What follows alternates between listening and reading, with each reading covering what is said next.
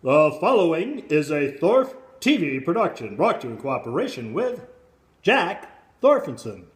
Ladies and gentlemen, it's time for a very special SOCS show celebrating the guns and movies of the King of Cool, Steve McQueen, and it's coming to you live from way up north. The SOCS Show from MrHolster's ranch way up north near the Canadian border. Let's have a big, rousing round of applause. Here he is, direct from the bar, Mr. Holster. Yeah, I bet he is Jack direct from the bar. The question is, can you pry him up off the floor? Yeah, Mr. Holster's the biggest sodded. Oh, Mr. Holster, hey. Howdy, Parge, yeah, it's me.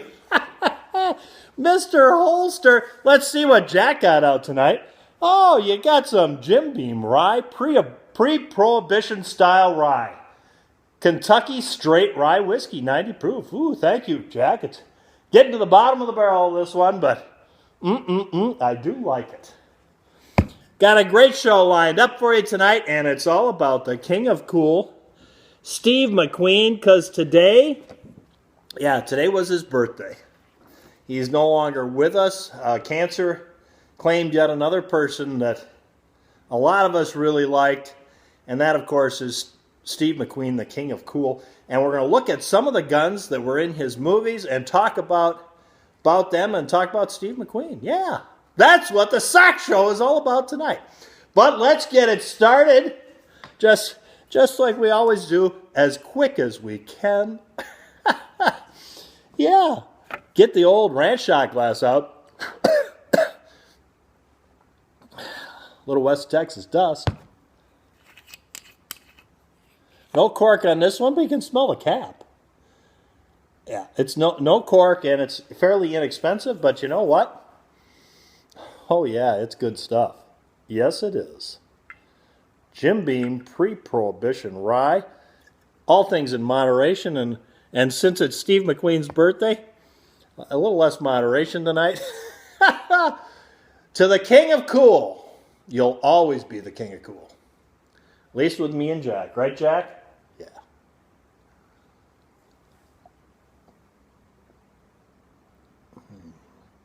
That doesn't heat you up and cool you down all at the same time. Good stuff. We may have another one of those tonight. We'll put it in the glass and to the side. And all things in moderation, but it is a birthday celebration. And we're going to start the show off. Yeah, no monologue tonight even. And Jack is here. Say hello, Jack. Jack. He's got a bit of a hangover. Sorry, Jack, I'll try to keep it down. Wow, was he partying last night? We went down to VFW, and holy cow, he went wild. They had a new jukebox in there, and it had his favorite song on it. What is that song called? It's the one Dolly Parton sang in the movie. The song was used in the movie The Bodyguard. What is that song, Jack? He also used it and this is why Jack likes it so much, because he loved this movie with Burt Reynolds. So Jack's a big Burt Reynolds fan, and he loves The Best Little Whorehouse in Texas, which I know, yeah, well, Jack's got weird taste. At any rate, he loves that, and Dolly Parton sings that song at the end of the movie, and Burt Reynolds picks her up, which was quite a feat back then, because she says herself that was the heaviest she ever weighed in her life, and took her out and put her in his truck, and off he went. Yeah, at the end of the movie, Jack really likes that song. Of course, he also likes, even though he's not a real Kevin Costner fan in any shape or form. Matter of fact, yeah, I've heard him say a lot of derogatory things about him. But he likes that movie, The Bodyguard, yeah. Because, as he says, it reminds him of younger days when he was working in the business in different capacity. Of course, he still works. He's head of security here at the ranch.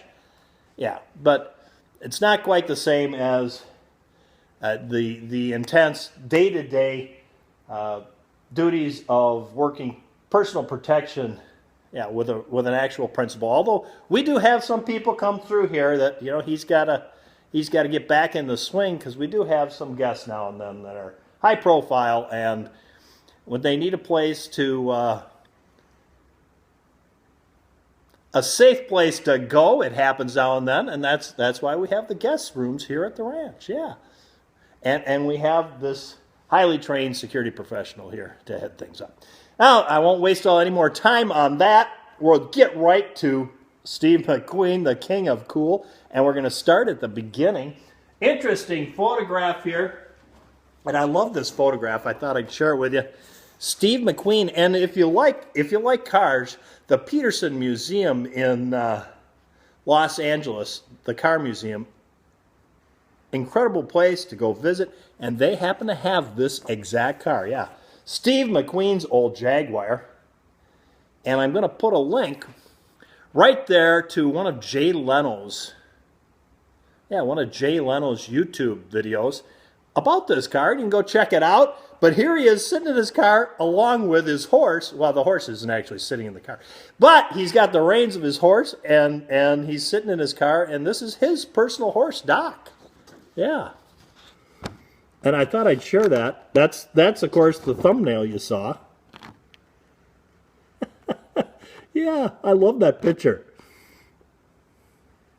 Two great rides.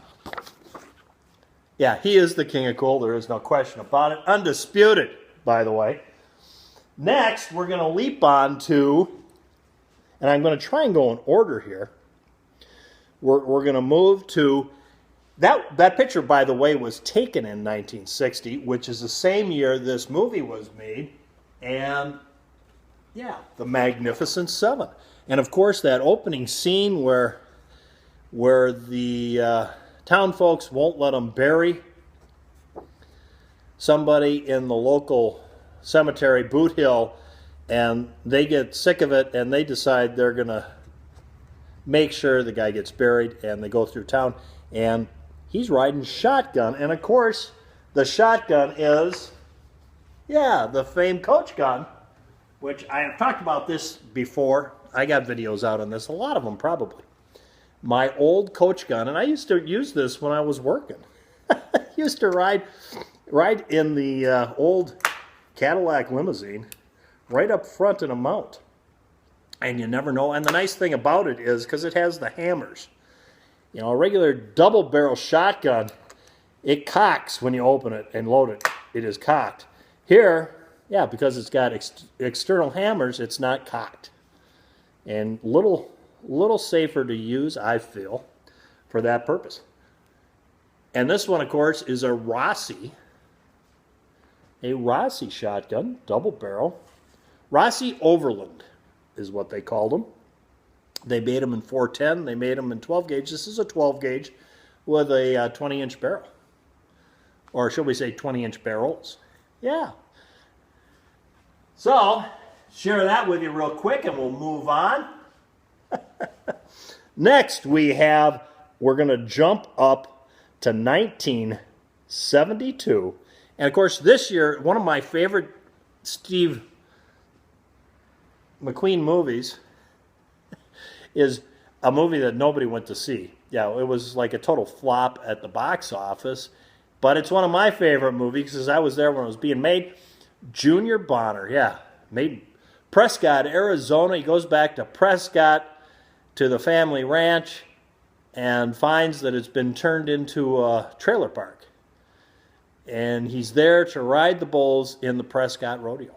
I just love that movie because my personal connection with it. But yeah, just total flop. Total flop at the box office. But that same year, he made one that wasn't a total flop, and it's also one of my favorite. It probably is my most favorite Steve McQueen movie after Junior Bonner. Without a doubt, that's 1972, where he made The Getaway. Yeah.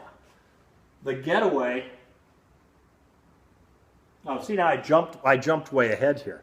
I forgot Bullet, which was 1968. We're going to backtrack. I get so excited about Junior Bonner. Yeah, he made Bullet back in 1968, which is the picture you saw when we started here.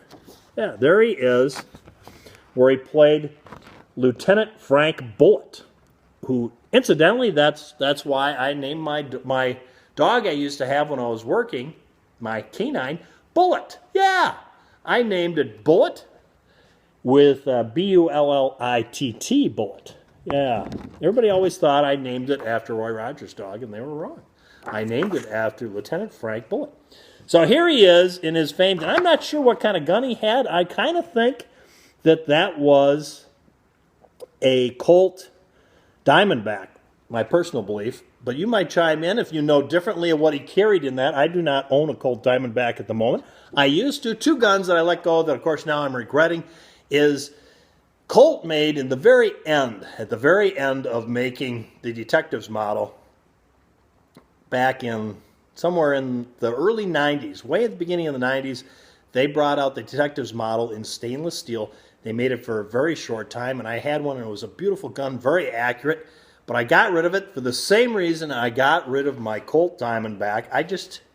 The reverse release on the cylinder just screwed up my whole system because I just couldn't handle that along with the Smith & Wessons and the Rugers because they release in the opposite manner, you see?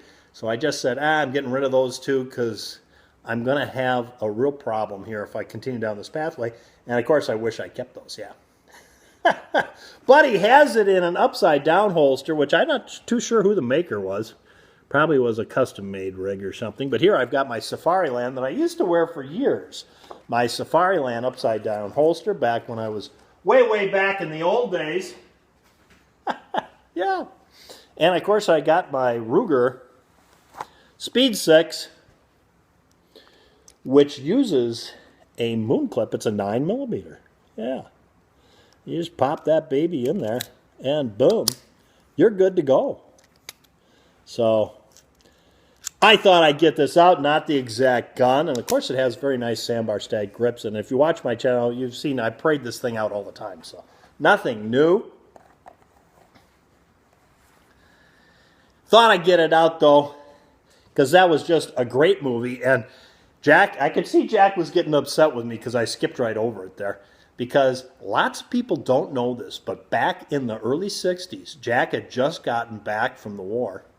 From doing, I think, was that your second tour or third? Well, he doesn't like talking about it. I'm sorry, Jack. I'm sorry I brought it up. At any rate, he'd just gotten back in this country from overseas. We'll put it that way. I'll edit it. Don't worry.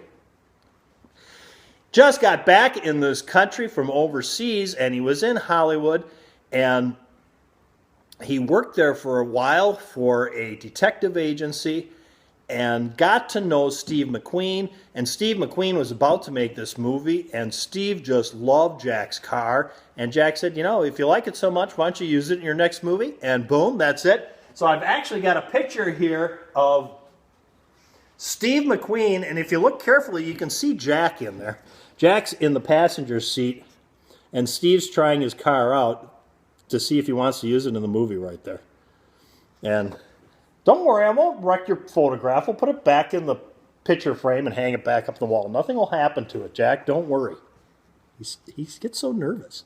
Yeah, I thought I'd share that with you today because, of course, it's all history, what happened afterwards. And Jack was quite upset what he did to the tires on this car.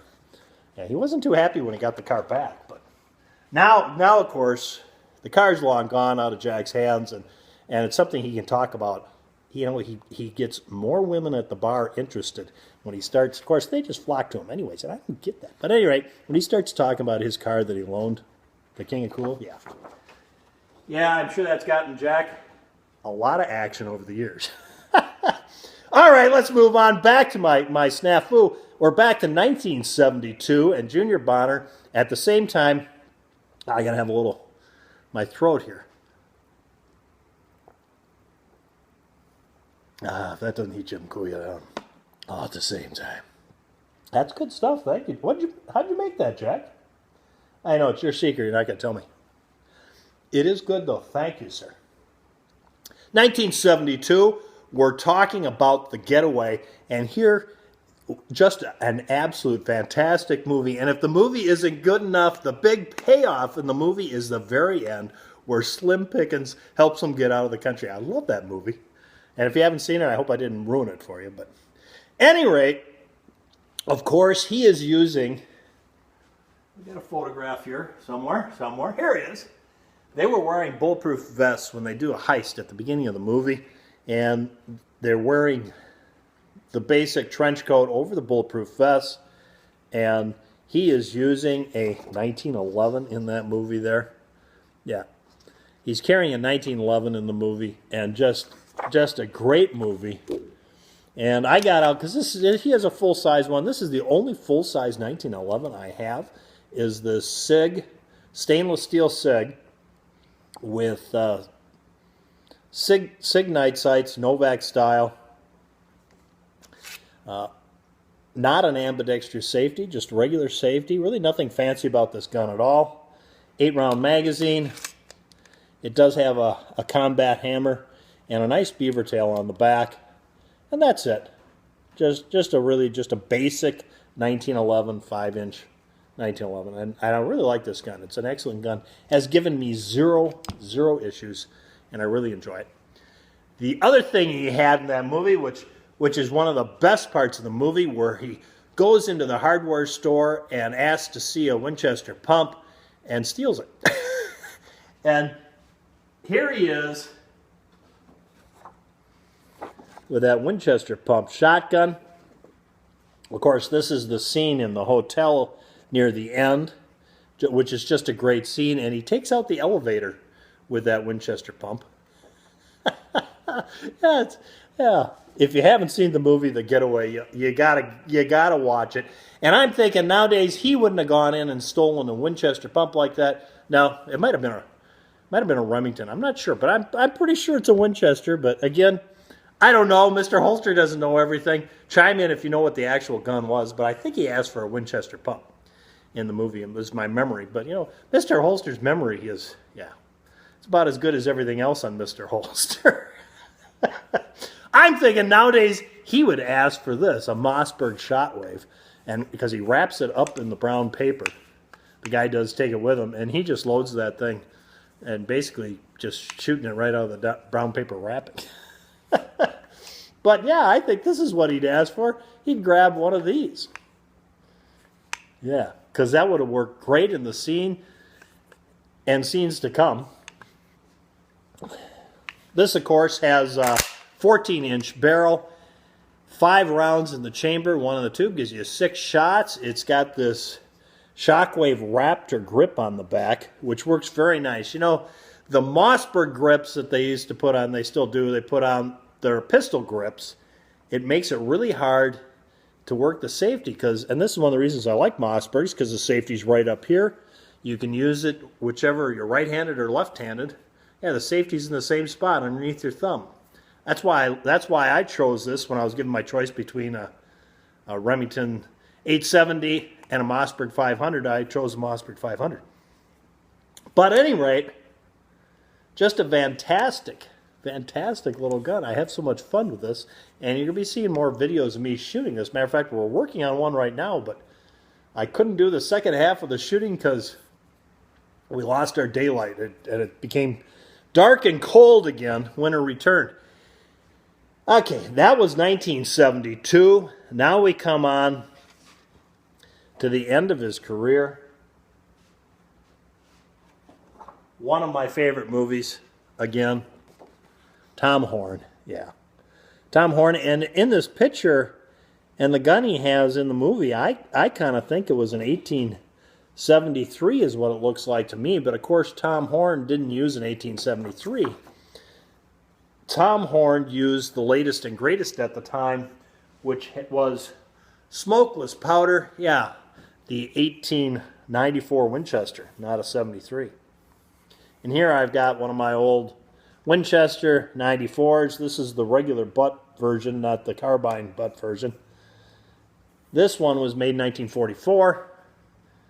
And nice thing about the old ones is you got that little length on the forearm. It's just kind of nice, the little longer forearm.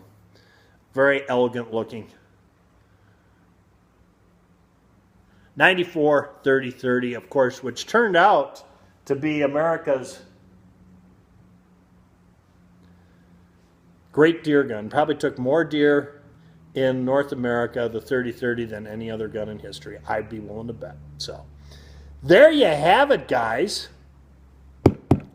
Before I, wait. I missed one gun. Yeah. I had a picture here. What did I do with that picture, Jack? Seriously, Jack. I don't know what happened to the picture. I must have left it somewhere. At any rate, I had a picture of Steve McQueen, and of course, several times in his career, he used a Colt single action Army. He used one in the Magnificent Seven, but I had a nice picture here, and I've lost it, so, oh well. Such is life. I must have left it behind. I had a picture of him on the beach shooting a Colt single action Army, and just in his own private time. That was taken back in the 60s. Maybe late 60s, early 70s almost. Today, I thought, instead of getting out my Colt single action Army, I thought I'd get this gun out and share it with you. In the end, here is my Ruger, and this was a custom gunsmith gun by Gary Reeder down in Arizona, down in Flagstaff. And he put sandbar stag grips on it, and he redoes the grip frame so it's got more of a curve on it like a Bisley grip frame, but yet it's not that long. And it actually makes it very pleasant to shoot. This one is a old style Vaquero, not a new one. And it's in .357 Magnum. These were considerably heavier guns than the new Vaquero. The new Vaquero is pretty close to being the same dimensions and weight as a Colt single action Army. And of course, I've got a bird's eye ejector rod on it. Make it a little easier to eject those casings. And it has a hammer on it, more similar to that of a Super Blackhawk. Gary Reeder's little custom hammer that he put on it, which makes it a little easier to cock it. And very, very nice action job he did on it. It's got a light trigger pull, about 2 3/4 pounds, somewhere in there. I measured it one day and it was very consistent. Both of them, I've got a match pair. Both of them pulled to the same exact weight and trigger pull, and they pulled that every time I did it. Yeah. And my recollection was it was 12 3/4 pounds. Just a fantastic pair, and he's got some, inexpensive laser engraving on there. Nothing really exciting, but it is engraved. But it's just a laser engraving. There. Nothing overly exciting, but it's kind of cool. Thought I'd share that with you instead of dragging out my Colt single action Army again. There you go.